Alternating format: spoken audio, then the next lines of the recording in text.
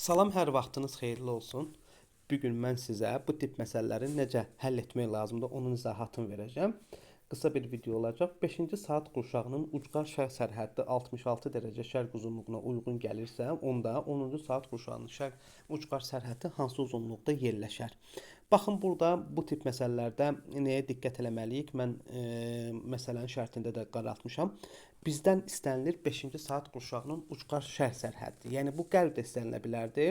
Bizdən indi burada şərq sərhədi istənilir və biz də bilirik ki, 5 ilə 6-nın sərhəddi həm də ki, burada 5-ci saat qurşağının ucqar şərq sərhəddinə uyğun gəlir. Belə olan halda biz nə edirik? 5 üstə gəl 6 cəmi eləyir 11, onu bölürük 2-yə, 5-dən onda 5 eləyir. Deməli biz 66 dərəcəni bölməliyik 5,5-ə, bilməliyik ki, 1 saat qurşağımız neçə dərəcədir? Bu da eləyir 12 dərəcə. Biz artıq bildik ki, bizim 1 saat qurşağımız 12 dərəcədən keçir. Hər saat qurşağımız 12 dərəcədən keçir. Bu zaman 10-cu saat qurşağını biz tapa bilərik.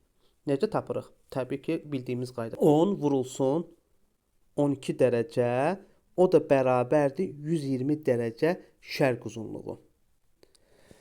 Biz artıq tapdıq ki, 10-cu saat qurşağımız 120 dərəcə şərq uzunluğunda yerləşir. Bizdən istənilir ki, burada saraltdığımız, yəni bu hissə, baxın bu hissə.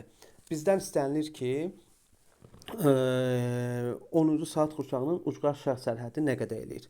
Bunu da tapmaq üçün biz bilməliyik ki, 1 saat qurşağımız əgər 12 dərəcədirsə, orta meridiandan 6 dərəcə şərqdə ucqar şərq nöqtəsi, qərbdə isə ucqar qərb nöqtəsi yerləşəcək. Yəni 126 dərəcə şərq uzunluğu olacaq şərq sərhədi, 114 dərəcə şərq uzunluğu isə olacaq ucqar qərb nöqtəsi.